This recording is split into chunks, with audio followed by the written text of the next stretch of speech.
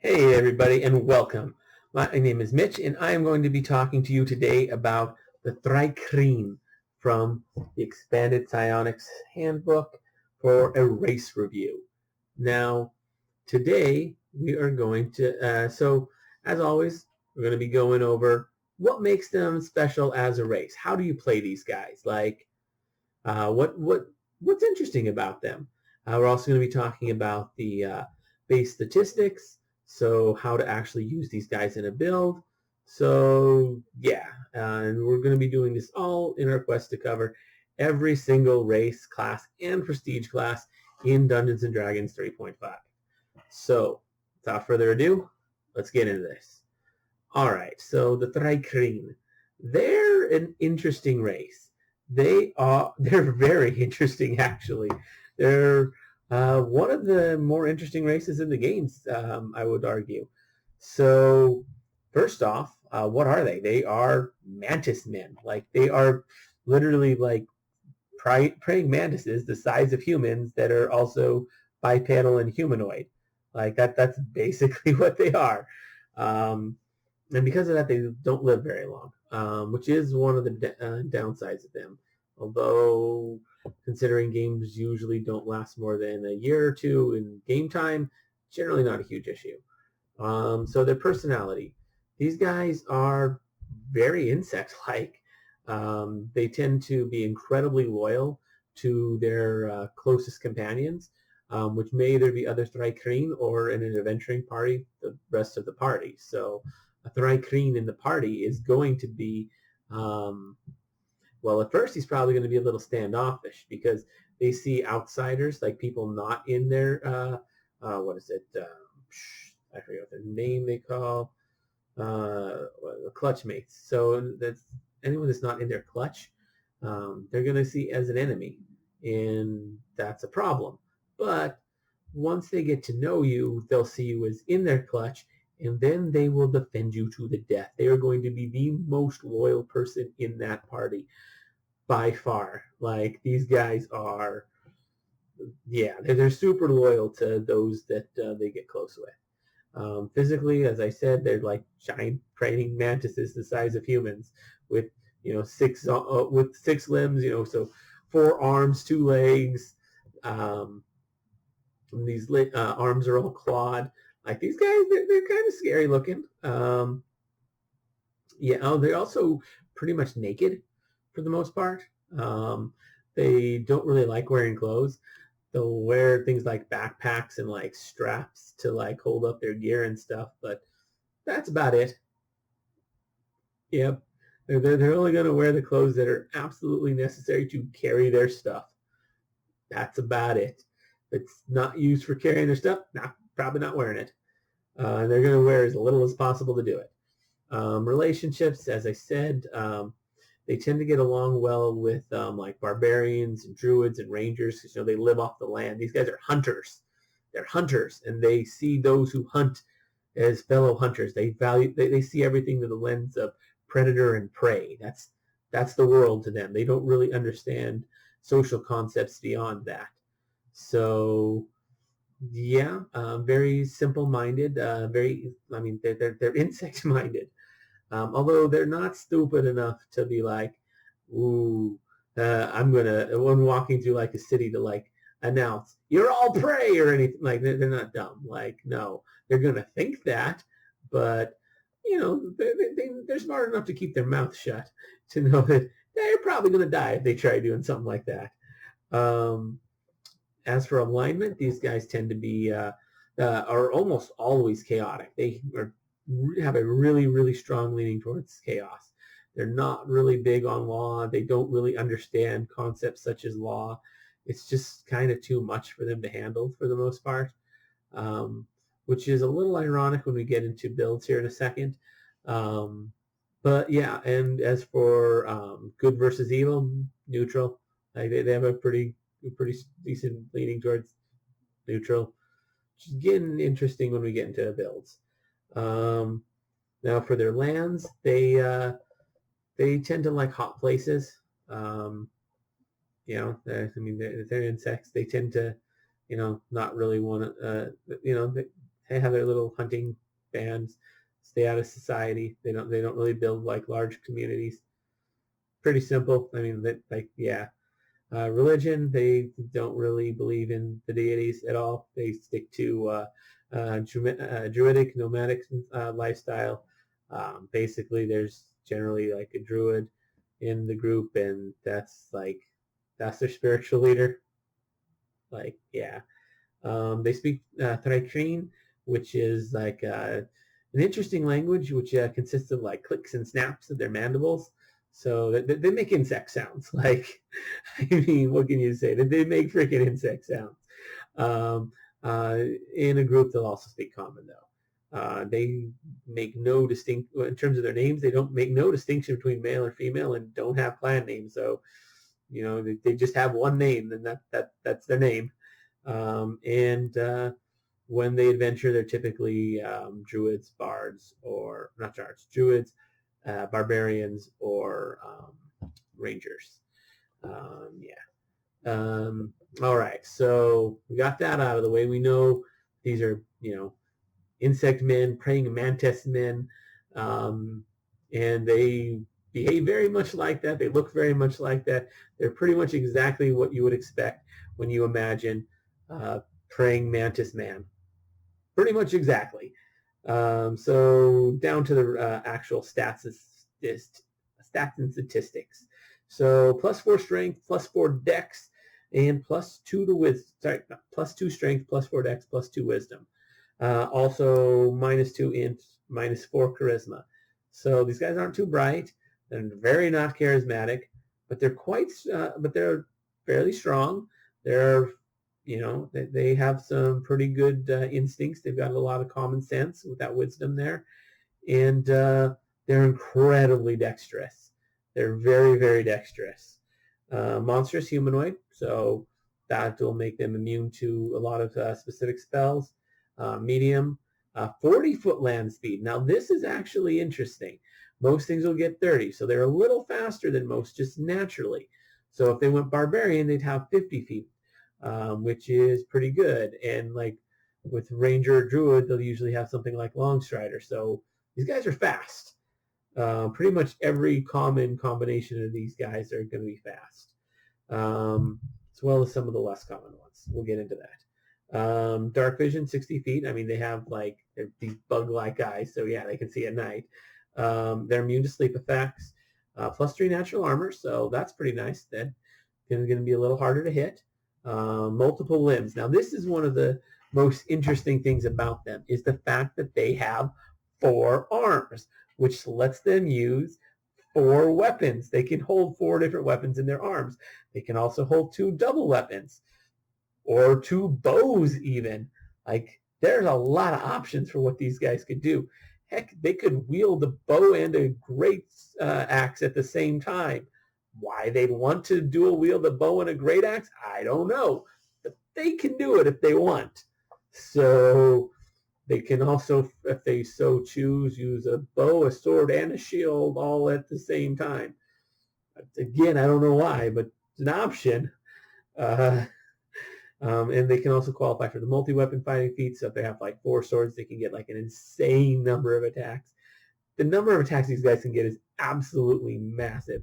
I think the most that I was able to get it up to with my thinking was with 2 bows and split arrows, with rapid shot, and of course going with the speed property on both bows.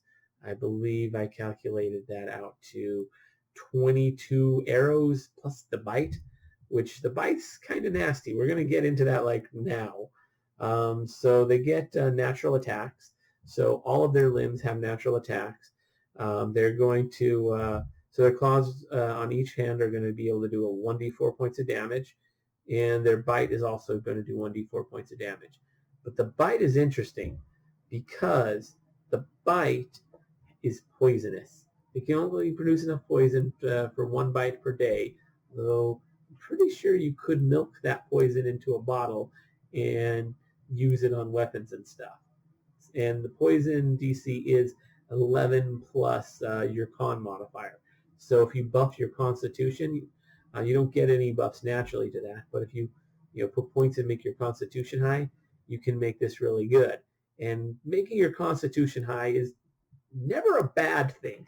It's never like, ooh, no, that should never be your dump stat. Like, that should always be one of the higher ones, because that's your health, and not dying is good. So yeah.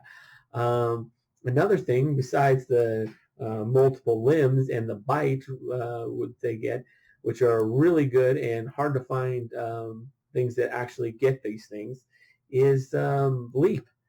They just get a plus 30 to jump. They just get a plus 30. 30! We're not talking 10. We're not talking, heck, even 10 would be impressive. No, like most of the time you see things like this, it's like, oh, plus 2, plus 4. No, plus 30. These guys are insane at jumping, which leads them to all sorts of really, really good builds. Yeah, we're going to get into that in a second. Weapon familiarity. They have a couple of weapons that they treat as martial. Gethikas and Choctas, I guess, I think that's how they're pronounced. They're also naturally psionic, so they get 1 power point, which would allow them to take a couple of psionic feats, which could be useful. Gives them some options. They have a few psi-like abilities. Chameleon, no direction, being able to hide and know which way is north, fairly useful. They can do those 3 times per day. I mean, they have their uses. They also have psionic displacement, which makes them a little harder to hit, and metaphysical claw. So that's not bad. They got some options there. Now we start getting into some of the bad stuff. Racial hit dice. That's never a good thing. Although these ones aren't as bad they're some of the better ones that you can get. But still, racial hit dice are never as good as class levels. So they get 2 racial hit dice. A monstrous humanoid, which give them 2d8, which isn't bad. And of course, base attack bonus of 2, which is good. That's a good base attack bonus. And of course, they get fortitude. They also get fortitude save 0, reflex and will both of 3. So 2 good saves.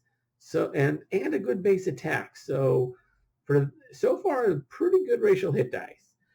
They also get skills, which is 5 times 2 plus int, which is bad. 5 just is because first level you get 3, you get 4, and then the second level you get that 5th. So yeah, that's the only reason for that. And 2 plus int's not great. That's actually pretty bad, especially with their bad int. So these guys aren't going to be doing a whole lot of skills. You're going to have to really, really slim down, or just pick them up later once you start going into classes. And balance, climb, hide, jump, listen, and spot are all you really get. Still could be good though. They have a +4 racial modifier on hide, so these guys are pretty good at camouflaging. I mean, they have that plus, chameleon 3 times a day, so not bad. Automatic language is common and Thri-Kreen. Bonus languages of Elven, Giant, Gnoll, Goblin, and Halfling. Favored class Ranger. Okay, interesting. Definitely one of the better ones for them, though. And level adjustment of +2. So first, let's go over the bad parts. And the bad parts are obviously the fact that 2 racial hit dice and 2 level adjustments. That's 4 ECL you're going to have before you can start taking character levels. So you're effectively going to be 4 levels behind everybody else. Now, if you're doing a martial build, you still have your base attack bonus. You're not going to lose. You're only going to lose 2 on that. So that's not the end of the world. So it's not so bad, especially seeing as you do get a good reflex and will save out of it. So not too bad.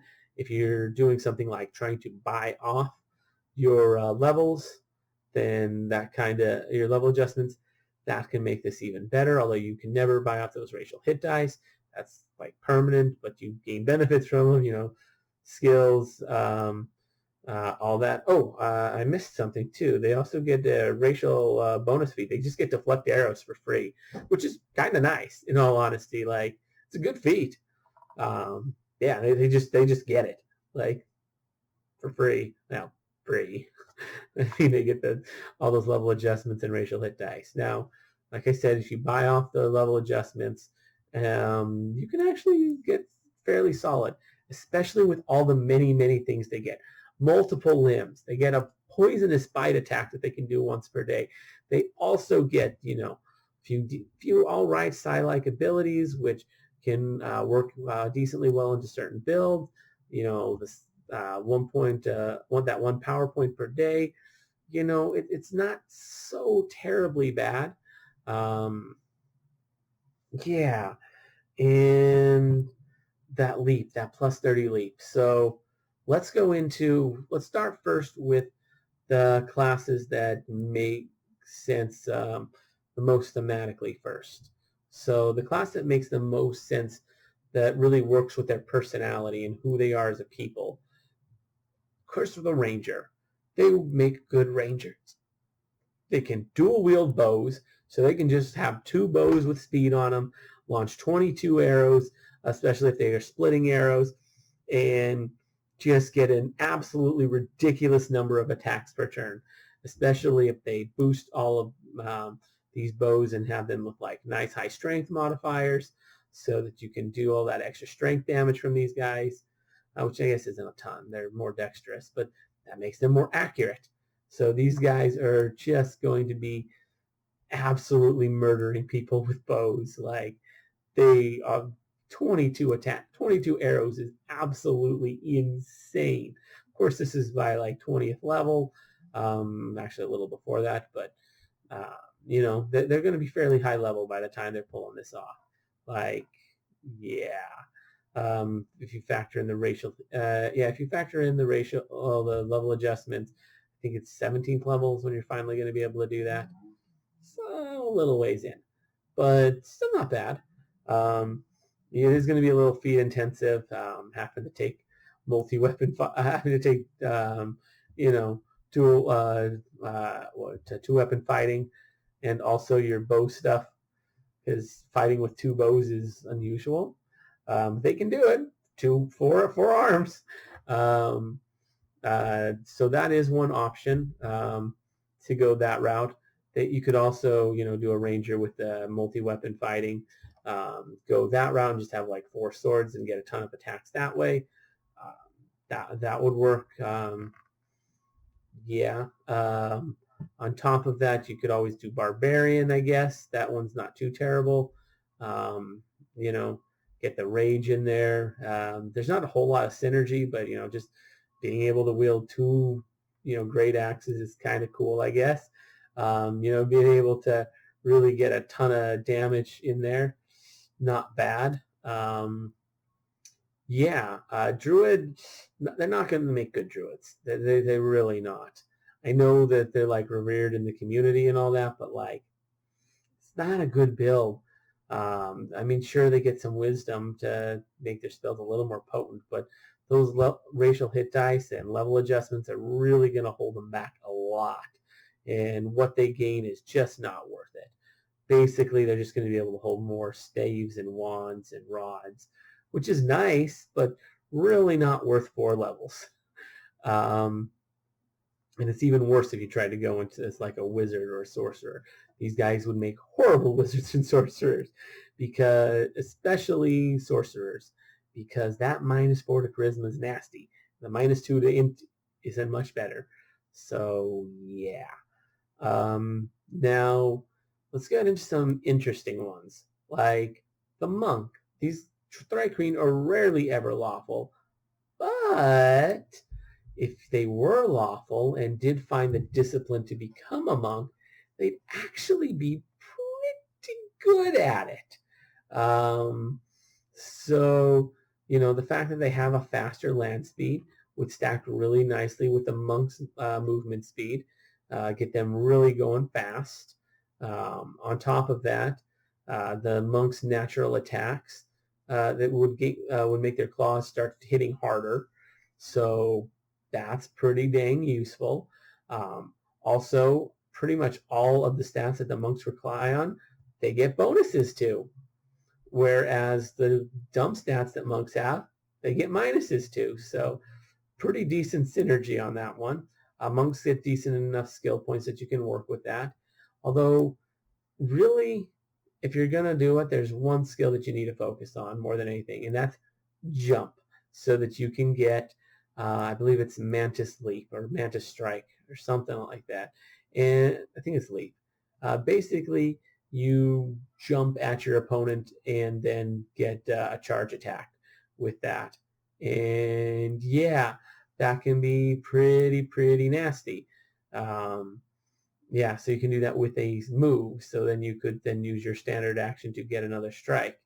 You might even be able to use some synergy with Barbarian on that, which is a little bit weird. Although makes sense with Thri-Kreen because take one level of Barbarian to get Rage and get what is it?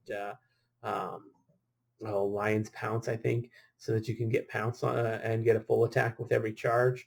And then, after that, gain focus over your emotions after you've taken that one level and go into Monk.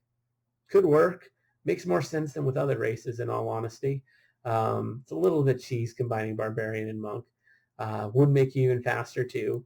But even more so than that, it would let you pounce. It would let you charge as a move action with Pounce, getting a full attack, and then potentially even getting a standard action after that. So that's kind of insane. Yeah. Especially with, Flurry of Blows and all that fun stuff, which Flurry doesn't stack super well with with these multiple limbs. It still works with it. It still does stack. It's only going to get you, a couple of extra attacks. And it's not really going to increase your attack option nearly as significantly as another build will. But, you are going to make your attacks, those natural attacks, stronger. So not a bad option, especially with this Mantis Leap, which it's going to let you get all these extra attacks, and you're going to be able to do a bunch of extra damage on those attacks as well. So potentially very useful. Another interesting option for these guys would be, although this one just requires even more craziness in terms of like their character, would be the Blackguard, which would require you to go into Paladin. So you'd have to somehow be not only go lawful, but decide to go against your neutrality and go good as well. So it'd be a very unusual Thri-Kreen. And then somewhere along the line be like, you know what? Nah, I'm done with this good stuff. I think evil's the way to go. Like, maybe you lost your way, or I don't know. Like, you're just like, you're like, oh, this good is too much. So you like over course correct and go evil, maybe. And the reason why Blackguard would be interesting is, well, it's a good fighter class, so you'd be able to take advantage of all these attacks and all that stuff. But Blackguards get they get the ability to use poison, and they could apply their poison from their bite every day to their weapons, so that they could get like one attack with each weapon per day that with a poison. Yeah, so they could potentially do that. And on top of that, they would be able to, they also get the Rebuke Undead, which there's a feat, I forget what it's called, a friend of mine was just showing me, but basically what it'll do is it'll allow you to make everyone that's close to you that is under the effect of a poison roll for the secondary effects. And the secondary effect of the Thri-Kreen poison is nasty. The initial 1d6 dex damage, it's all right, but yeah, the fact that the secondary stuff is paralysis, that's nasty. That's really nasty, and this spell will make them roll for that right away. So you could potentially end up paralyzing your enemies. Just straight up like crippling them, and then you can just go for coup de grace after that, assuming that there aren't other enemies still fighting. And if there are, like, you can deal with them and come back to the ones that are still alive, assuming you're strong enough to beat the ones remaining. So potentially really, really nasty. These guys would also do good for a build if you're using, trying to remember the name. Tome of Battle stuff. So if you're using things from the Tome of Battle, and you're doing, I think it's Initiator, I believe. I'm not super familiar with the Tome of Battle right now. My players use it all the time, which is a little annoying since I'm not super familiar with it. Anyways, yeah, so these Thri-Kreen, if they were to, take some levels in that, could actually be really, really potentially powerful. These guys have a lot of potential for a lot of different builds. The fact that they're set back effectively 4 levels is a bit of an ouch, but they get a lot for it. So it's really hard to say whether it's worth it or not. They could be potentially very useful for a lot of builds. So yeah, definitely interesting. I'm curious what you guys think about these guys, and would love it if you left a comment down below. Also, if you liked the video, give it a like. Subscribe to the channel if you haven't already done so, because as I said at the beginning of this video, we're doing one of these on every single race. We're actually almost done with most of the races. Every single class, every single prestige class, which those still have a lot more to go. So definitely want to check that out. And also, if you enjoyed the video, maybe share it. But anyways, as always, I'm Mitch. I'll be seeing you